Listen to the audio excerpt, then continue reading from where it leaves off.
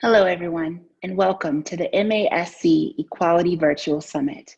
I'm Haley Sahar, and I want to first start by saying thank you for being a part of this summit and placing your time and efforts towards supporting the LGBTQ plus community. If there's anything this past year has taught us, it's that taking responsibility for each other's welfare is essential if we want to successfully navigate through these difficult and challenging times. So once again, thank you for being here. This 5-day summit consists of experts from various sectors of the industry brought together to discuss the difficult challenges that uniquely affect the Black LGBTQ plus community. Topics range from COVID-19 to housing, civil liberties, employment, mental wellness, violence, and policy. This is a solution-driven conversation, a first step of many towards eradicating the systematic oppression directed towards the Black LGBTQ plus community.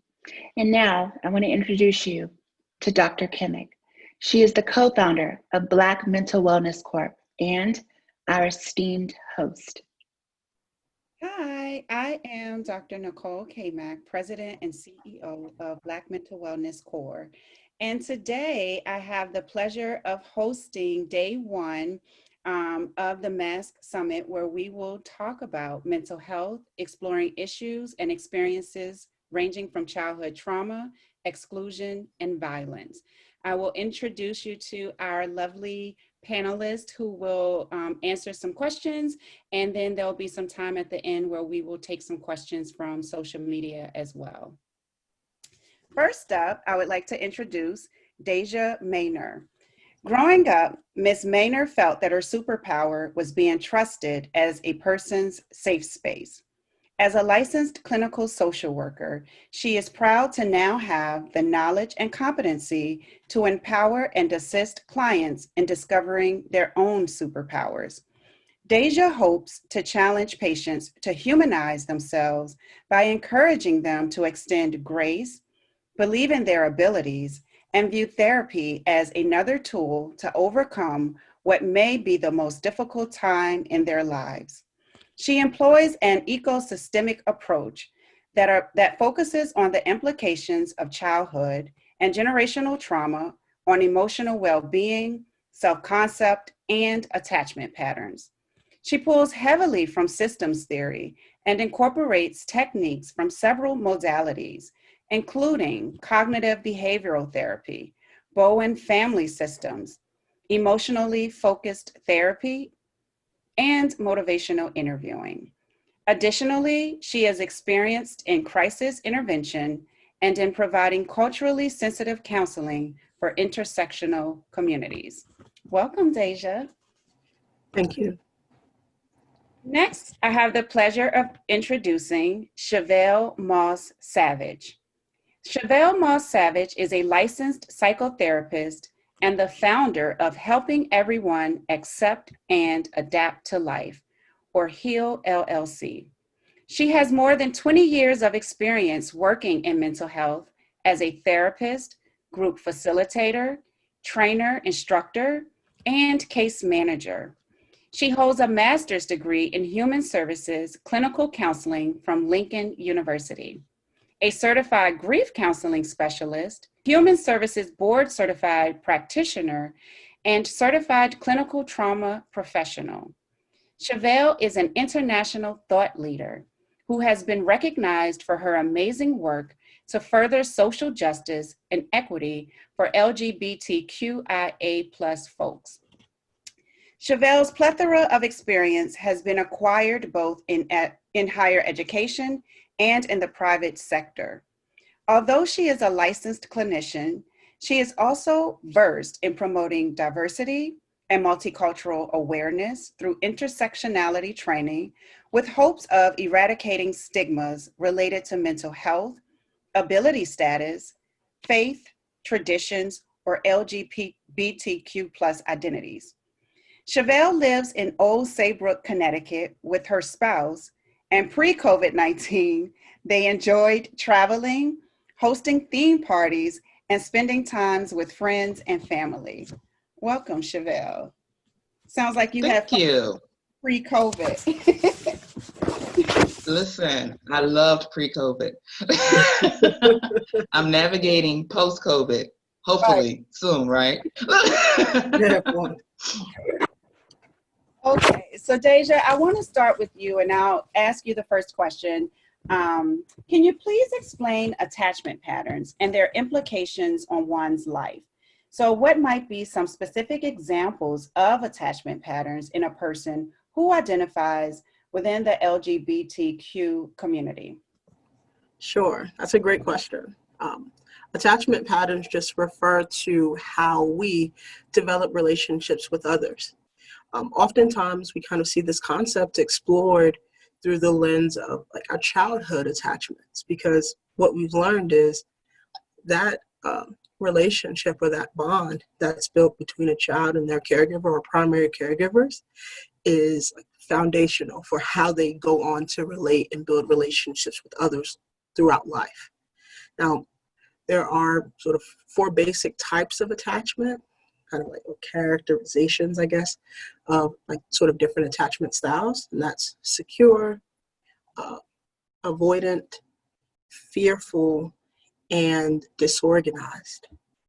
And so, and all of those sort of types are predicated on one's ability to reasonably expect for their needs to be met by their caregiver, okay? Kind of like tying in that sort of childhood lens there. That's second part sort of answers the first part of the question. That second part of the question, um, what might be some specific examples of attachment across, a person who identifies within the LGBTQ community? So I want to sort of preference my statement first by cautioning us against the danger of a single story, right? Not everyone has, a ruined or, kind of attachment with their caregiver because of their identity, or because of this part of their identity. But for the person that might have, right? For a person who is rejected, either emotionally or even, physically abused for what is perceived about their sexuality or what's disclosed from them about their sexuality or gender identity. That is going to receive that kind of treatment from their caregiver. That's going to fundamentally affect how they're able to relate to, others in general, because that lays the foundation. Because my hope is that example, I guess that example kind of illuminates a part of that and how that can show up in our lives. Thank you for that. I think oftentimes we overlook how something that happened so early in childhood can sort of play out over and over in our lives. And so Absolutely. I laid that out perfectly. Thank you. Okay. Chevelle, for you, could you please explain the meaning of HEAL, HEAL, and its mission? Sure. So HEAL stands for Helping Everyone Accept and Adapt to Life. So originally, it was created because over 18 years ago, I lost my mom suddenly.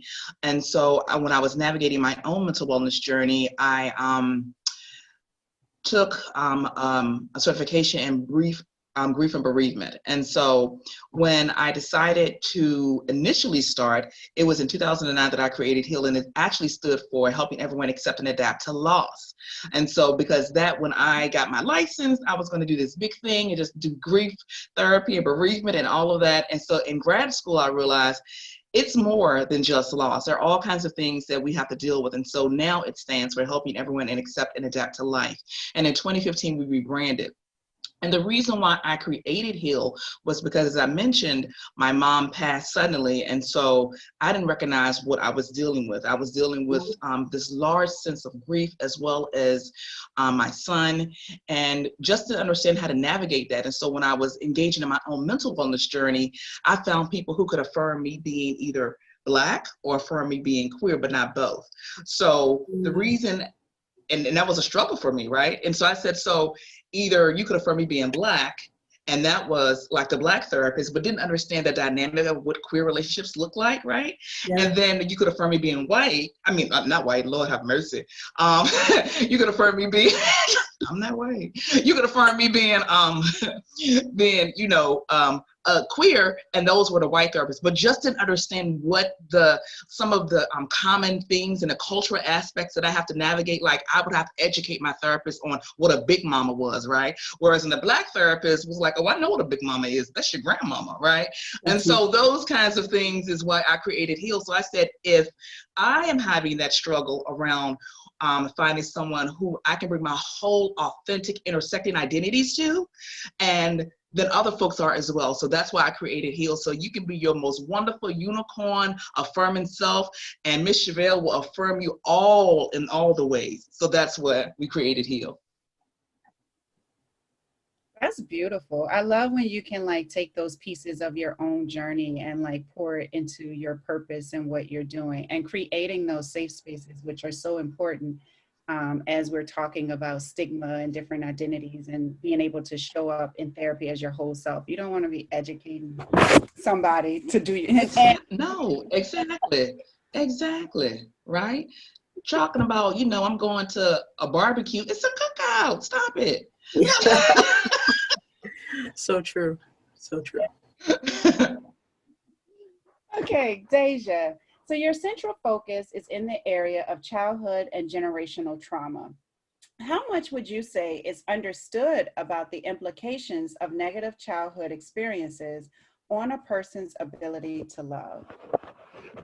I mean, you sort of tied that in previously, right? When you're like, it's crazy to think how much we overlook, maybe something that's happened so long ago, and not really consider it be something that should affect us or can affect us, I guess, into adulthood. But I mean, that absolutely represents a gap in our understanding. I would actually say it's been my personal experience yes, my personal experience, yes, but my professional experience that oftentimes I spend a great deal of time educating clients on what trauma actually is, sort of like providing definitions, talking about that it is incredibly subjective. And so the things that we go through, those traumatic experience simply described as, a psychologically overwhelming experience that's both just like deeply disturbing and deeply disturbing and distressing. Like when you kind of take that context of trauma and you look at, there are things that can happen to you at 5, 6, 7 years old. Maybe the loss of a primary caregiver, that the grief piece, right? Or maybe even just witness to something incredibly traumatizing happening to a loved one. Those things are going to impact not only how we view ourselves in some ways, right? Because trauma does change our brain, it's brain formation, brain development rather. But it's also going to change the way that we regulate our own emotions, manage our own stressors, find the ability to connect in others, or with others rather. So it's definitely been a chief focus of my practice to really take that time and be intentional about helping people to understand that there is really no expiration date or time limit on really painful things that we go through and their impact. And you taking the time to name it is going to give you an opportunity to tame it. So that's sort of my spiel on that. I actually also wanted to kind of make note of Chevelle's, mental wellness journey. I love that. I love that. That's honestly, it's such a beautiful, eloquent way to be able to hold space for however which way that looks, right? That's fantastic. Thank you. And I also want to say, I love if you can name it, you can tame it. I'm like, wait a minute. Listen, I will honor you and say that's where it came from, but I'm gonna start using it. Fantastic. That's what I was going to add. And a lot of both, like, oftentimes people don't even know what it is to name it. And so you're creating that space where you can say, hey, this is trauma. This is how it impacts you. These are the different types of things that are trauma, because oftentimes people will normalize pain and experiences and just think, well, this is the way it has to be. Right. And so when you're saying things like, let's name it, let's show up as your authentic self, let me help you on your mental wellness journey, you're creating that expansion for other people. I feel inspired. I'm like, okay, let me take some therapy room. I feel inspired. This is Fantastic. good. This is good. So Chevelle, for you, as a culture, there is a hesitation to pursue therapy. Do you find the resistance stronger when it comes to Black LGBTQ? Oh, absolutely. I mean, so a lot of times when I'm coming into the room, I'm talking about things that folks really have a lot of ingrained stigma around, right? We're talking about LGBTQIA identities as well as mental wellness. So we're talking about and trying to modge podge those things together. So if you're navigating a lot of stuff, and then there perhaps is some internalized stuff going on with you and you don't know what that is. And just like what Deja said, like we normalize pain a lot of times. If you've never actually been around a situation that has been healthy, then your unhealthy dynamic in which you're engaging seems normal, right? Until you actually start engaging in some healthy practices, incorporating some boundaries and things of that nature. So I think as a Black community, we have this superhero or have been raised in some ways. And I don't want to make a blanket statement, like a superhero syndrome, right? Or the strong person syndrome. And I mean, I can go into reasons why we've had to when it comes to being an enslaved people, but I'm not going to get into that right now. Right. So anyway, at the end of the day, I understand what that looks like. And it also, because we are such a people that has such a rich history when it comes to faith traditions. So you don't need to go to therapy. You need to pray it away, right? And then on top of that, if you have the nerve to be a lesbian, or then that's French for lesbian. It's not, I made that up. But anyway, so if you happen to be lesbian, gay, bisexual, trans, oh Lord, and let's not talk about non-binary. That's a whole lot, right? Then if you happen to be all those things, and you also have a strong faith tradition, then they're going to tell you that you shouldn't belong and they're going to vilify you. So why? And then if you, on top of that, go get some help, then that must be a demon in you. Something's going on. So there are a lot of dynamics that we have to navigate. And I think people who don't look like us, right, non-Black and brown folks, they are taught from the beginning, it's support, it's help, go get that. We are not. And I think it goes right back to what Deja said and mentioned about, like, when we grow up, what are those messages that we're receiving, right? And so when we receive those messages, then that means that I don't need help. I don't need support. And so that dynamic on top of you're Black, right? Like I look at myself, for example, I identify as Black. I'm a Black cis queer femme, right? And then on top of that, you can't see me, but I'm also a little chunky, all right? So I'm dealing with size, I'm dealing with all the things that I have to show up in the world. So if I can't come in and feel comfortable in all of my identities that you can see, and then there's some things that you don't know about me, that I'm a mom, I'm a Gaga, I'm a wife, right? Gaga Swahili for grandmother, I'm all those things. So with the surface stuff, if I don't feel supported and affirmed when I come into your office and I don't see literature that has like Black and brown people's face on it, then I'm not going to feel comfortable sharing things with you, right? So those are all, did I answer the question, Dr. Kimber? I know like I go all around, but at the end of the day, those are some of the things that create stigma. Those are some of the things that make us not want to seek support and help. You definitely answered it. You went in. I think it's different points that are important, because it's not just one identity and it's not just one stigma that you're fighting, or these negative thoughts that may come from outsiders, and all of that informs how you feel, how you show up in therapy. And I think it just all goes back to the importance of those safe spaces that people can show who you are.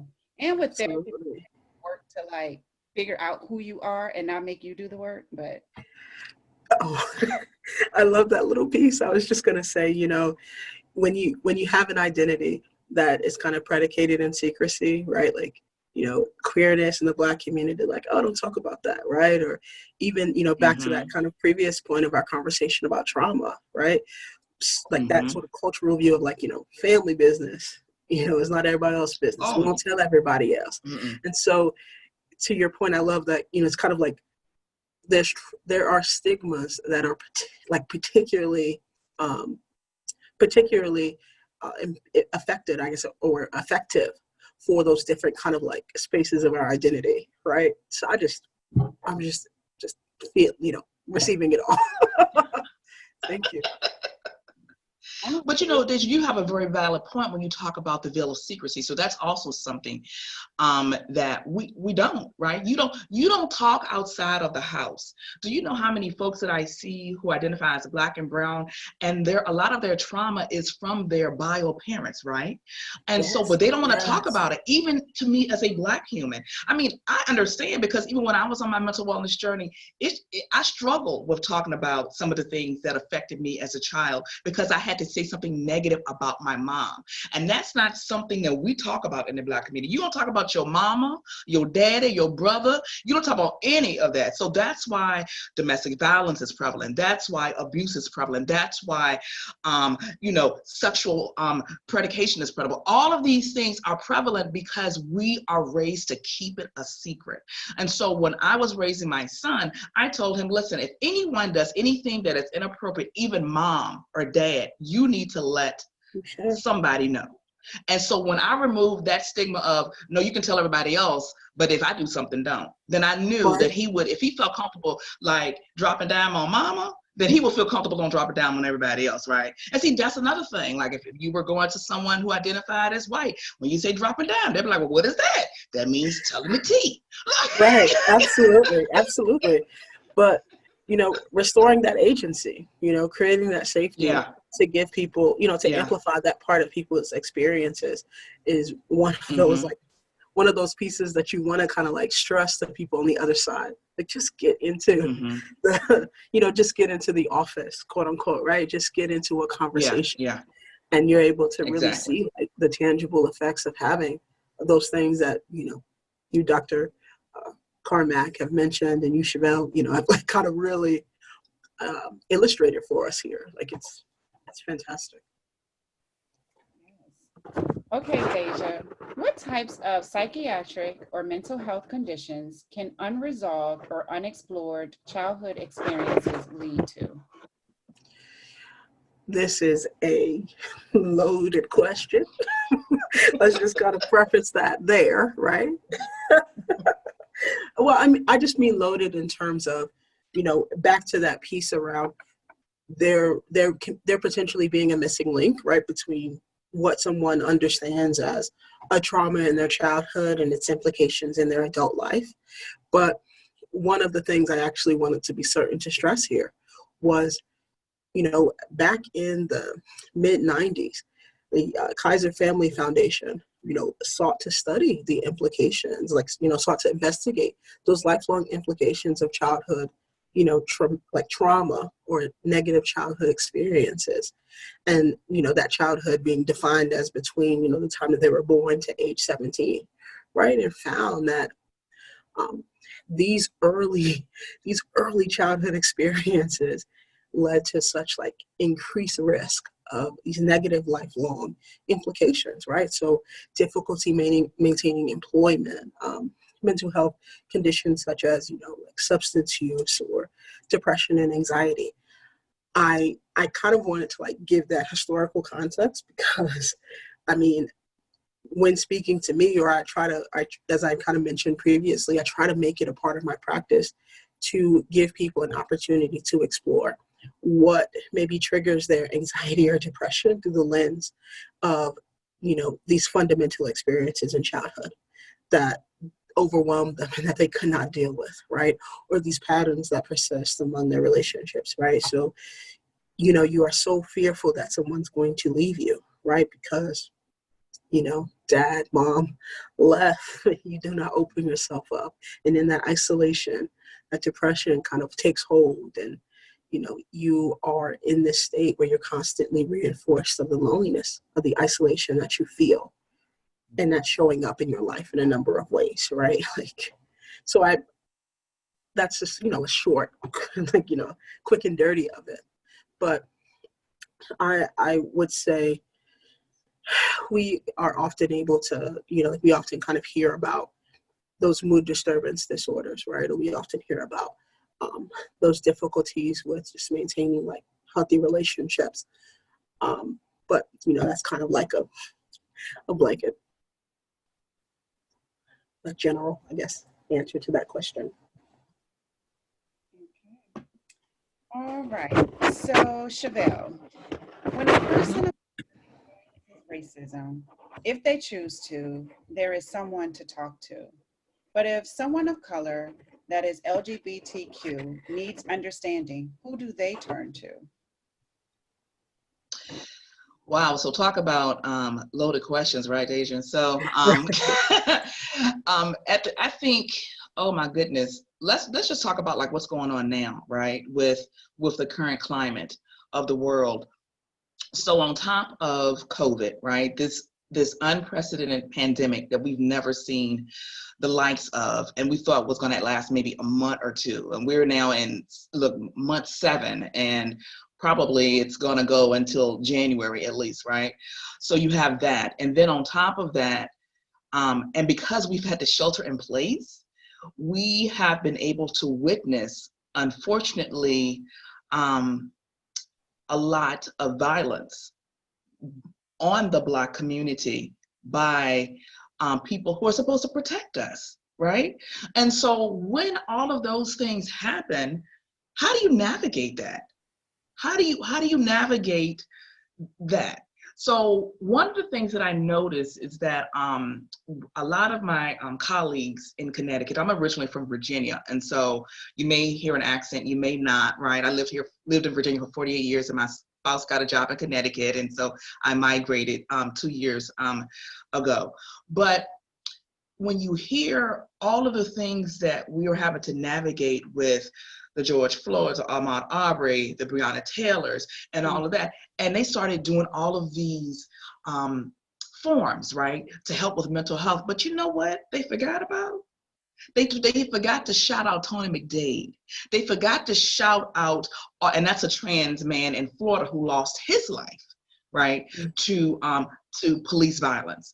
They didn't actually shout him out, but they were saying the names of Ahmaud Arbery, George Floyd, and I think, to be honest with you, probably Breonna Taylor got Mod Podge in there because she happened to be right in between these men, right? So at the end of the day, I've noticed that they never honored trans or queer experiences when they were doing these mental health forums.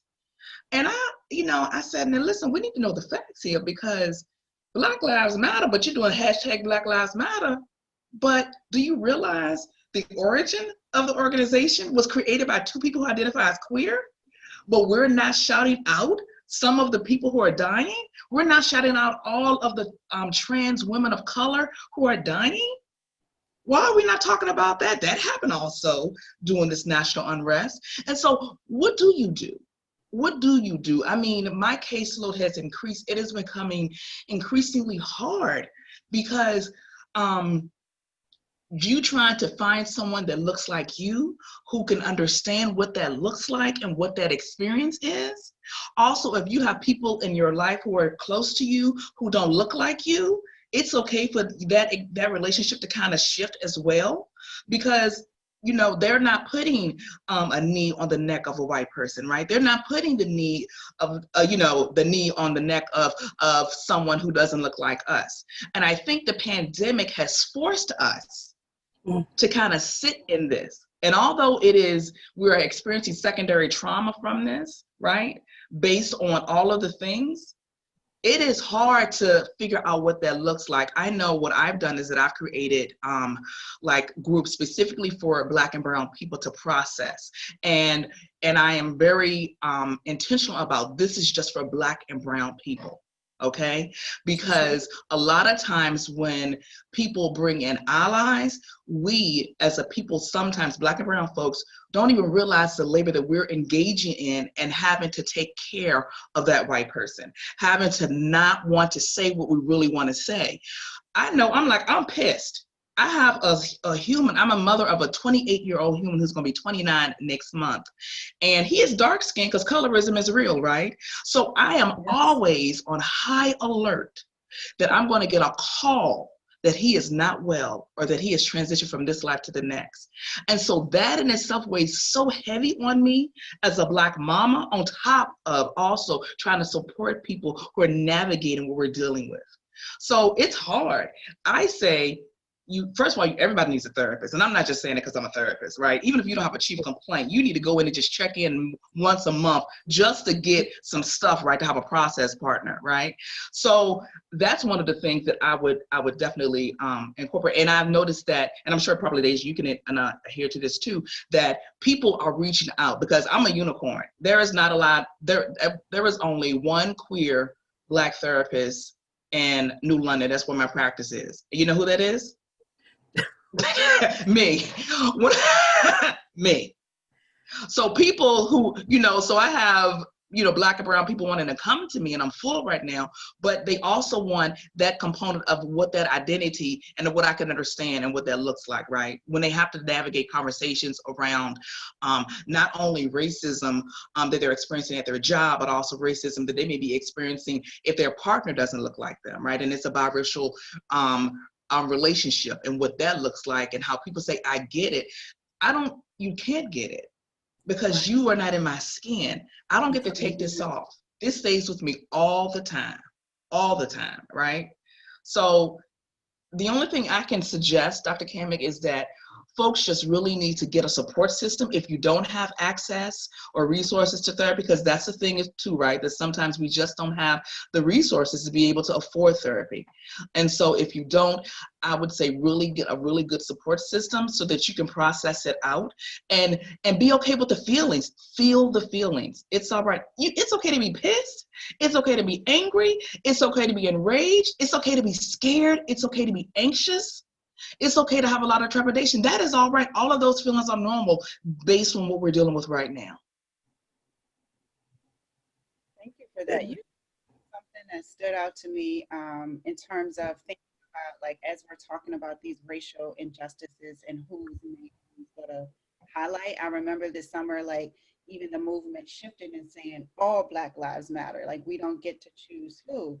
But it made me think about even the therapy example of, if I don't see myself there, where do you go? So when you're talking about stigma or lack of support, when you don't see you represented, even when we're talking about brutality and whose lives are worth fighting for, what does that do to people? And so we have to be careful that we're not perpetuating more stigma and isolating people from our Yeah. yeah. No, I look like I wanted to like pounce, huh? But no, I mean, I honestly, I just want to like sort of amplify just everything that you guys are saying, and talk about, to your point, definitely a unicorn, definitely. and it's sort of like these identities and this kind of work in this moment, but I also feel like it's been, from my experience, it's also been so many people making sort of decisions to define what their Blackness or queerness means to them, right? And like determining that that is important for them, right? I need a space to show up as my most authentic self, all of myself, because it does not serve me, right? To kind of like parcel out my identity in this type of relationship, right? Like I feel like it's unfortunate, to your point, that many barriers exist in general, but it's like, for the people who actually do get connected or find that safety or what have you, they are, amplifying and like lifting up these things and saying, this is what's important to me because my experience, this is my lived experience. It's valid. Mm-hmm. I deserve to be affirmed in that.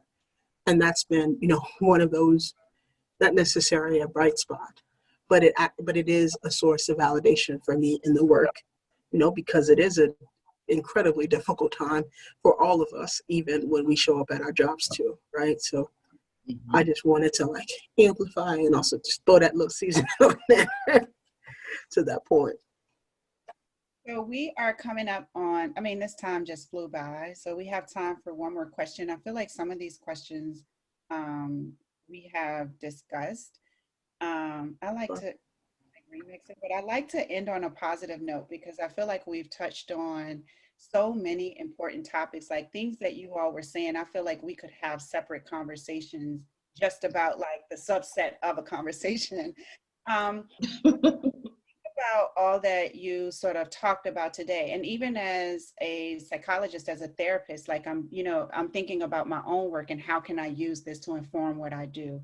So as we're like coming up on the questions, I just wanted to ask you all, like, where do we go from here? How do we, if you're in the LGBTQ plus community, like what are your next steps? If you're a family member or a friend, what do you do to support and make sure that you're providing that safe space so that the people connected to you can show up as their whole authentic selves? Therapists, I don't know, like, just where do we go from here? What can we take away from this discussion? Chevelle, would you like to start? I can go second. So I started the conversation to begin with. Well, I think right now, one thing that if we're going to end on something positive, we really need to center joy, to be honest with you, because a lot of times that's really what we have left, right? So whatever we're doing, we need to center joy. So that could mean self-care, that could mean hanging with friends, that could mean making time to journal, that could mean making time to take a walk, that could mean spending time with loved ones. All of those things are important and imperative in self-care, because one of the things that I love about self-care is that it is not self-indulgent. What my most favorite person, Audre Lorde, has the quote, and I love that self-care is not indulgent. It is actually it is not self-sacrifice. It is an act of political warfare. Imagine if we as a people recognize that in order to take care of ourselves, it is an act of political warfare, because we're out here fighting, right? Just trying to survive and live. So at the end of the day, what I've noticed and what I try to also make sure I incorporate when I'm talking with my clients, whenever we end, I said, what are you going to do this week to take care of yourself? I said, and listen, and I need receipts. So I need you to come back and tell me what you did. Not like, oh yeah, I didn't. Nope, I need video, I need a picture, and it needs to be date stamped. I need something, because that's the only way you're going to be able to survive. A lot of times as people who are caregivers, as well as people who are in the helping professions, we will do something that I think I like to put it as like sainthood or be a martyr. Well, if I don't, who will? Listen. One of the things that I also talk about is airplane survival rules. When you fly, the flight attendant tells you to put on your mask first. So if you're giving, and you don't have anything to fill you up, what's going to be left? There's an empty shell. How are you going to help anyone, right? So as helping professionals, I think that I have had to really incorporate self-care and I do it without any guilt, because at the end of the day, the work that we do, and Deja knows this, and I'm sure you do, Dr. Comic, as well, the work that we do is hard. And in this day and time, and we're in an unprecedented time, we have to take care of ourselves and encourage our clients and the people that we care about to also take care of themselves. So when you say, where do we go from here? Self-care is necessary. It should actually be an act of everyday thing. And self-care can be something as simple as taking a multivitamin, right? A lot of times people think of these grandiose things. Oh, my self-care plan has to be this and that. It can be taking a break after 10 minutes of reading, or getting up and walking, or drinking your water intake, or eating a balanced diet. Something as simple as that to keep the body flowing. So that's what I would say, where we would go from here. And also, if you don't have a paid friend, that's what I call a therapist. If you don't have a paid friend, you need to get you a paid friend, okay? Because listen, if you have nothing else, you need to get somebody who can listen to you with an unbiased opinion and provide support and resources and tools and techniques for you to live your most best authentic self. Love that. I was going to say that's so incredibly well said. The sort of maybe the one maybe dash that I would add to that is maybe can even be maybe conceptualized as the component or like secondary, and that's boundaries. It does not cost a thing to set a limit in your life as to what you are comfortable with, what you're not, right? What you need, and the fact that that's important. So back to that previous point of, developing a supportive community or an affirming community or what have you, when you get signals that that community, whomever you have turned to, or this conversation or relationship is not that, you can make a different decision. You can say like, no, I can't talk about this right now. Or it is 7 o'clock on a Wednesday and that's when I take my bath. So I'm going to do that. Right. You know, so I just kind of thinking about it from that perspective too, that you set your limits, you make decisions about what it is that you can handle and what you can't. And there is nothing to feel guilty about when you do that.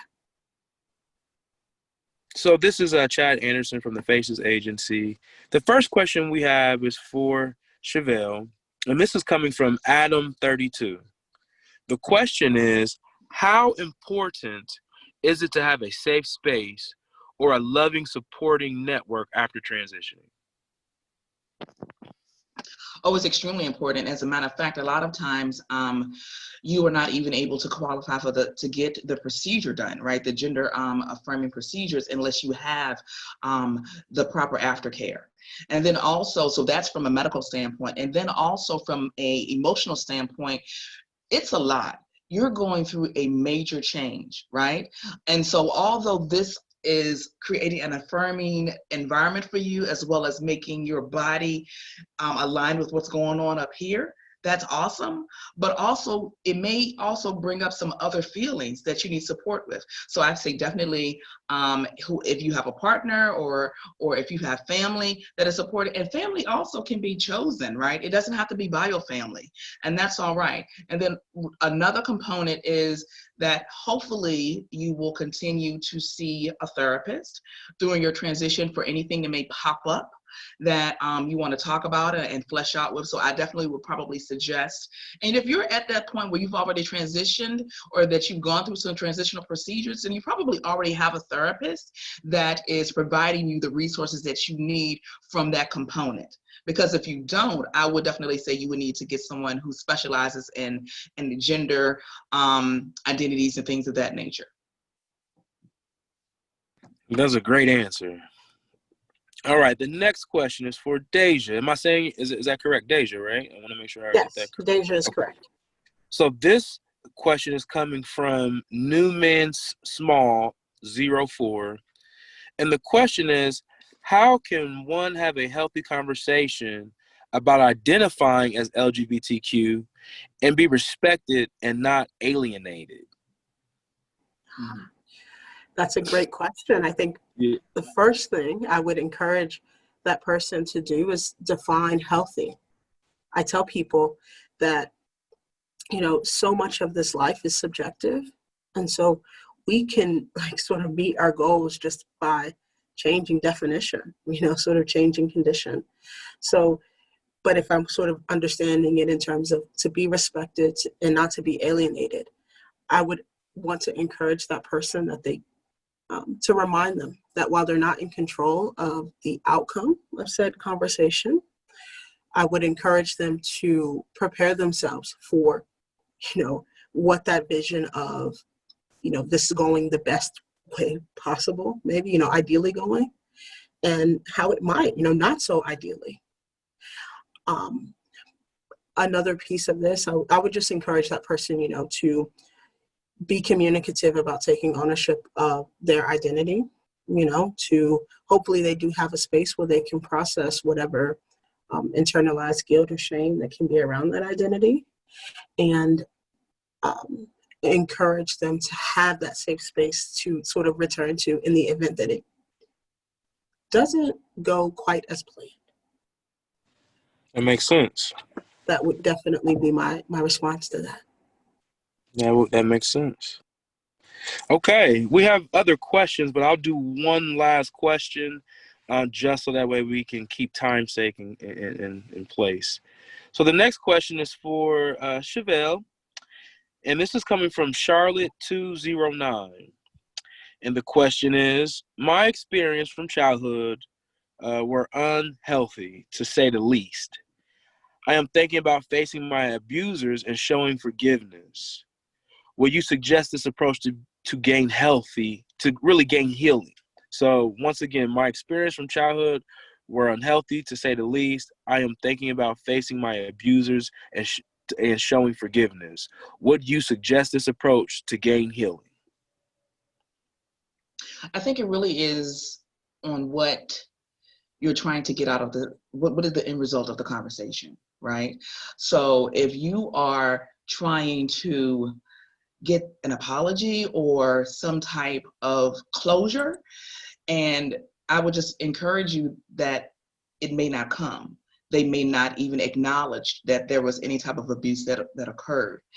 If you say that you still need to have that conversation to gain healing, I would encourage that you work with someone who is a strong support system and you figure out how to best work through that scenario. So if you were coming to see me, we would do some role playing about what that would look like, right?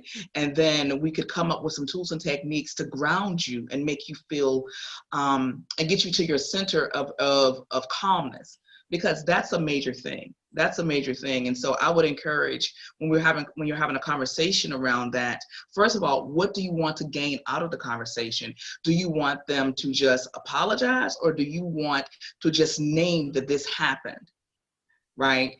And if there was a veil of secrecy, maybe in that.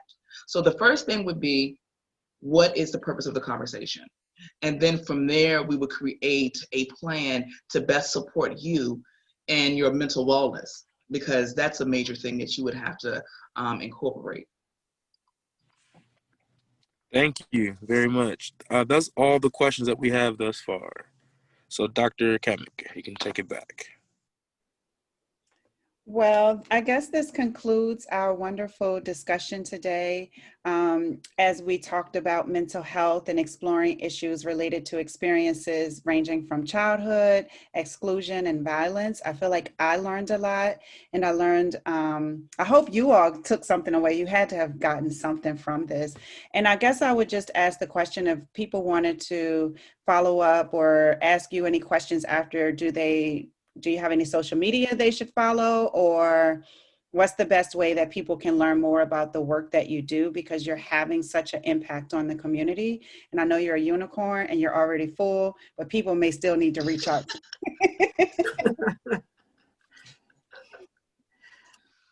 you. Deja, do you want to go first? You're so kind. Yes. So I I've not quite yet stepped up my social media game, but all of my contact information can be found in my bio page associated with MindPath Care Centers. So if you were to just, straight to the staff directory or the search bar, you can type my name in, Deja Maynor, and it's going to come up there. And you can reach out to me via email or anything that's listed there. Okay. So I am on the Gram of Insta as well as the Book of Faces. And so, and my website address is www.heal-virginia.org. And then my Instagram handle is heal_HEAL_LLC. And my Book of Faces is at Heal LLC as well. So one of the things that I have been doing to create space for people to still be connected is that I've been doing a thing called Thoughts on a Thursday. And so I do 59-second videos, and we have different topics that we discuss, like boundaries, self-care, respite, motivation, things of that nature. So if you go there and you follow me every Thursday, and the one I just completed was no, not patience, longevity and patience. There are all kinds of topics, and so I pick one topic a week and give some information about it, and then also challenge viewers to incorporate some of those things into their lives. Well, thank you both. Again, this was a great discussion. If you have additional questions, they have told you how to reach out. So do it. And then I hope that you all would join us for day 2 of the summit. All week long, we'll be rolling out additional speakers and addressing a range of topics. So we'll see you tomorrow.